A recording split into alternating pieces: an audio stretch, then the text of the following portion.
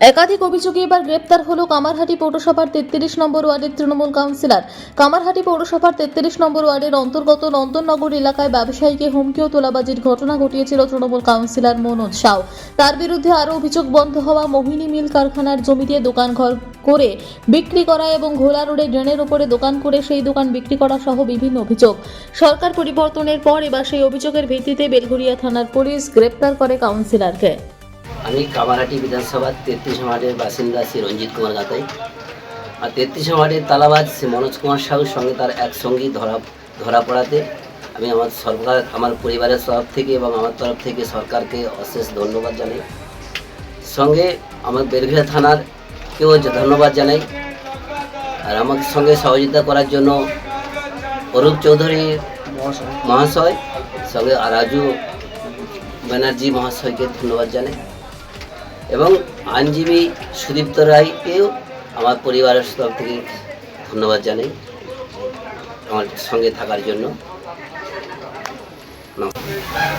আমি 33 ওয়ার্ডের বাসিন্দা শ্রী রঞ্জিত কুমার গাতাই।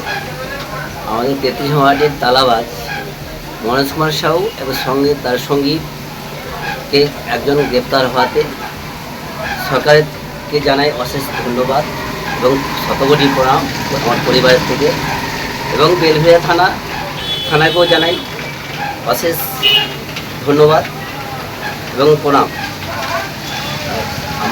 আমাদের সহযোগিতা করার জন্য অরূপ চৌধুরী মহাশয় এবং রাজু ব্যানার্জি মহাশয়কেও ধন্যবাদ জানাই।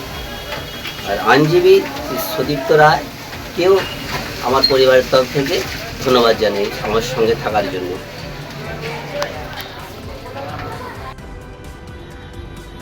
মনোজ কুমার সাউকে বেলঘরিয়া থানার পুলিশ গ্রেপ্তার করে কালকে। ওনার বিরুদ্ধে একাধিক তোলাবাজির অভিযোগ। তৃণমূল আমলের টিকির নাগাল কেউ পায়নি এই লোকে। 185 জন লোক অভিযোগ করেছে তারা বাজারদার, ফুটে বাজার নিয়ে বসে। এর মধ্যেই একটি কমপ্লেনের ভিত্তিতে উনি গ্রেফতার হয়। আশা রাখব উপযুক্ত শাস্তি পাবে, কারণ আমাদের রাজ্য সভাপতি তথা আমাদের মুখ্যমন্ত্রী দুর্নীতি এবং তোলাবাজির বিরুদ্ধে জিরো টলারেন্স নীতির কথা বলেছেন, তারই এই পদক্ষেপ।